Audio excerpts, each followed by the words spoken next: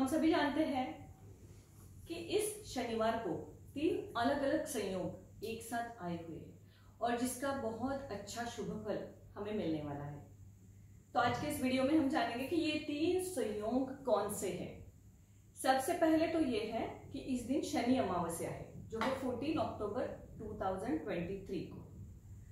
दूसरा है सर्वपित्री अमावस्या भी इसी दिन है और तीसरा है सूर्य ग्रहण भी इसी दिन है। अब ये तीनों चीजों का तीनों शुभ मुहूर्तों का कैसे हम ज्यादा से ज्यादा बेनिफिट ले सकते हैं ये हमें देखना है। इस साल का जो 14 अक्टूबर 2023 है वो शनि जयंती में मनाया जाएगा। यह तिथि कर्म के फल दाता और न्याय के देवता शनि को समर्पित है। इस दिन आप शनि चालीसा पढ़े। शनि के पारंपरिक जो मंत्र है नीलांजन समाभास रवि पुत्रम यमग्रजम छाया मार्तंड संबुधम तम नमामि शनिश्चरम उसका जाप करें।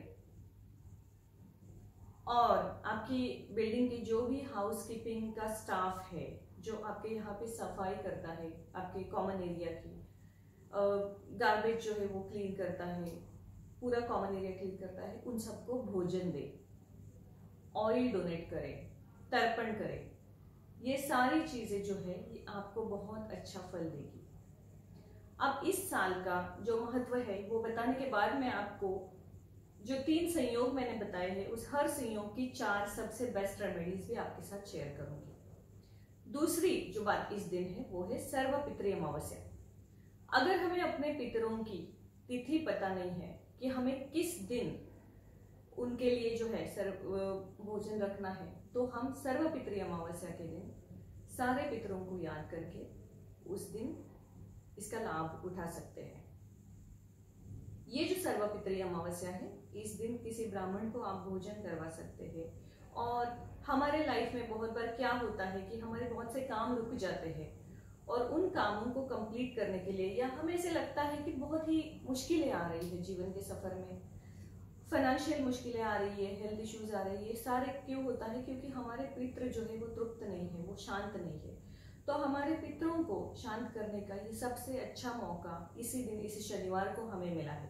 ये सर्वपित्री अमावस्या स्पेशल क्यों है ये मैं आपको बताऊंगी रेमेडीज के वक्त। अब जानते हैं कि सूर्य ग्रहण जो है इस साल का आखिरी सूर्य ग्रहण जो है वो इसी दिन लगेगा। हालांकि ये सूर्य ग्रहण भारत में दिखाई नहीं देगा, इसलिए ऐसी मान्यता है कि इसका इम्पैक्ट हम पे नहीं करेगा। अगर आप देखेंगे तो सूर्य ग्रहण को शुभ नहीं माना जाता है, उसे अशुभ माना जाता है क्योंकि इस दिन राहु का प्रभाव जो है वो बहुत ज्यादा रहता है, अधिक बढ़ जाता है। और राहु का प्रभाव अधिक बढ़ने के कारण सूर्य का बल कम हो जाता है। लेकिन सर्वपितृ अमावस्या के दिन ये ग्रहण लगने के कारण ये एक बहुत ही दुर्लभ संयोग माना गया है।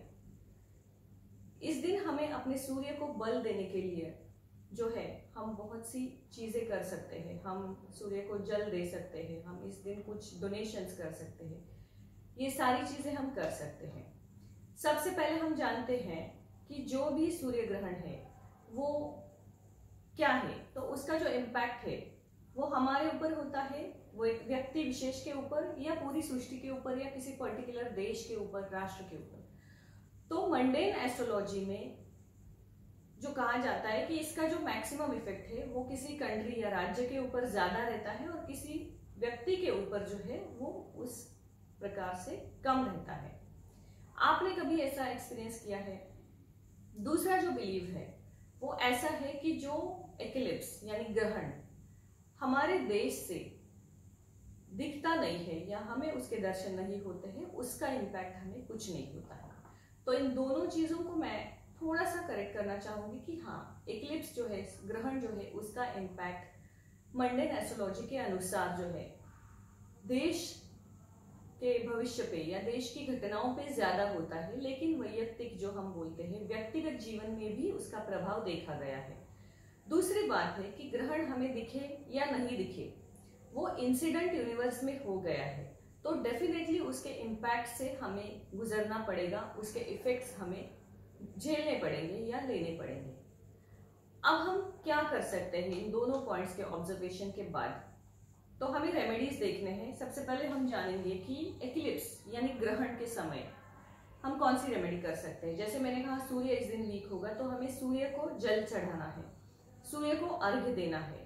दूसरी चीज हमें करनी है कि सूर्य से जुड़े हुए जो भी मंत्र है, सूर्य देव के जो भी मंत्र है, उन सभी मंत्रों का या उनमें से कोई भी एक मंत्र जो आप जिससे कनेक्टेड हो, उस मंत्र का मैक्सिमम टाइम जप आप सूर्य उदय के समय कर सकते हैं। तीसरी चीज जो सबसे अच्छी रेमेडी हर चीज में मानी जाती है वो है डोनेशन यानी दान। अब आपको इस दिन जैगरी या वीट यानी गेहूं या गुड़ का दान करना है, जो आपको बहुत फलदायी होगा। बिकॉज इसी दिन शनि अमावस्या है, सर्वपितृ अमावस्या है और ग्रहण है। इन तीनों को कंबाइन करके एक रेमेडी जो है वो आपको तीनों का फल एक साथ देगी। वो रेमेडी ऐसी है कि आपको फ्राइडे नाइट को या फ्राइडे शाम को एक लॉक खरीदना है। उस लॉक को जब आप खरीदेंगे तो आप उसको चाबी लगा के, वो ठीक है या नहीं ये टेस्टिंग नहीं करेंगे, आप बस ये देखेंगे कि चाबी के साथ लॉक है या नहीं। उसे आप चाबी लगा के नहीं देखेंगे। आपने जैसे ही लॉक शॉपकीपर से ले लिया और आपने कंफर्म किया वो चाबी के साथ है, आप उसको वैसे ही पैक्ड अपने सिरहाने अपने पिलो के नीचे रख देंगे। दूसरे दिन सुबह यानी शनिवार के दिन सुबह उस लॉक को लेके आप शिव मंदिर जाएंगे। ये जाने का समय जो है वो सूर्योदय के पश्चात पहले 30 मिनट का होना चाहिए। उस लॉक को लेके आपको शिव मंदिर जाना है और आपको शिव जी से प्रार्थना करनी है कि जैसे ही ये लॉक है इसमें ताला लगेगा और ये लॉक खुल जाएगा, उसी प्रकार मेरे किस्मत की चाबी भी लगा के मेरे जीवन का ताला खुल जाए। और आपको ये लॉक वहीं पे कहीं मंदिर के सभोताल में छोड़ के आ जाना है। जब एक बार आप इस लॉक को रख देते हैं तो आपको दोबारा पलट के नहीं देखना है कि किसी ने इसे उठाया नहीं या उठाया है। आपका काम वहां पे खत्म हो गया। अब आप निश्चिंत रूप से घर आ जाइए।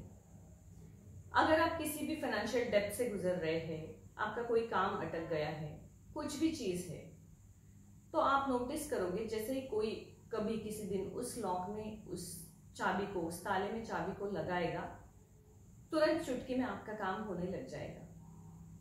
आपको इसे टेस्टिफाई नहीं करना है कि वो ताला है या नहीं। कई बार लोग करते हैं कि वापस जाके देखते हैं कि ताला अभी तक वहां है या नहीं। तो नहीं, एक बार आपने रख दिया, अब आपको उसको छोड़ के वहां से आ जाना है। ये जो है ये रेमेडी आपके तीनों इवेंट्स को कवर करेगी। इसके अलावा शनिवार जो है और शनि अमावस्या है, उसके लिए जो आपको है वो जो दान करना है, इस दिन हम तेल का दान कर सकते हैं, इस दिन हम उड़द का दान कर सकते हैं और इस दिन हम जो है कोई भी ऑयली चीजें हैं, ऑयली खाना है, उसका अन्नदान कर सकते हैं। पर्टिकुलरली हाउसकीपिंग स्टाफ को अगर आप इस दिन अन्नदान करते हैं तो आपका जो राहु है, राहु हमेशा माना जाता है कि वो शनि का जो इफेक्ट है उसे डबल कर देता है। तो राहु आपकी कुंडली में अगर दूषित है और ये दोनों पाप ग्रह होने के कारण आपको बहुत सारी मुश्किलों से जाना पड़ रहा है, यहाँ पे आपको रिलीफ मिलेगी।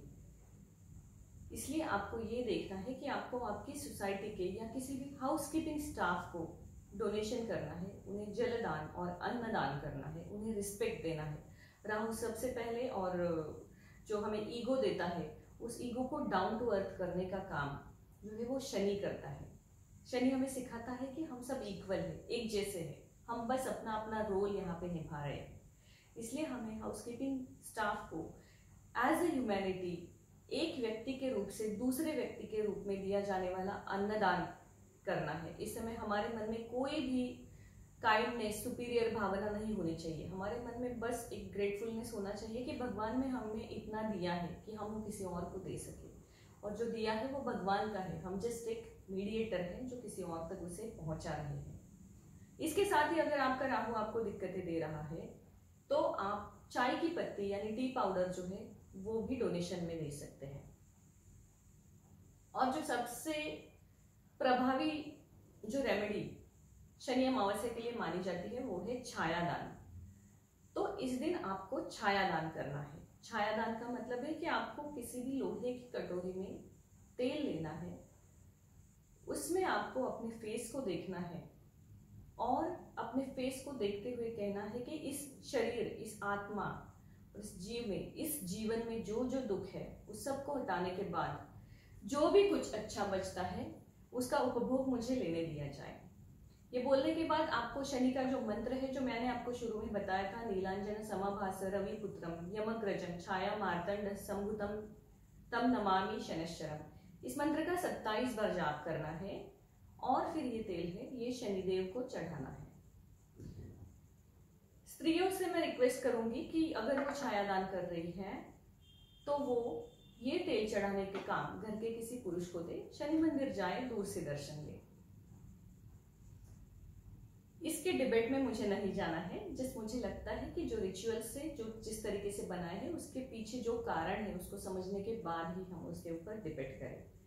अब इसके साथ ही सर्वपितृ अमावस्या और शनि अमावस्या को जोड़ के जो एक रेमेडी बनती है वो ये है कि अगर आपके घर में कोई ओल्ड एज पर्सन है, कोई वृद्ध व्यक्ति है जो काफी समय से किसी लंबी बीमारी से जूझ रहे हैं और उन्हें मुक्ति नहीं मिल रही है और ना ही वो रिकवर हो रहे हैं, कोई बेड रिडन है या काफी समय से हॉस्पिटलाइज है, तो उनके लिए आपको एक लोहे की कटोरी में तेल लेके उनका मुख दर्शन उसमें करना है और जो रेमेडी हमने अपने लिए की थी वही उनसे बुलवाना है कि उनके शरीर में, जीवन में जितने भी दोष है इस आत्मा में, वो सारे निकालने के बाद जो कुछ अच्छा बन रहा है वो उसका लाभ उन्हें मिले और उनकी रिकवरी जल्दी हो जाए इस डिसीज से।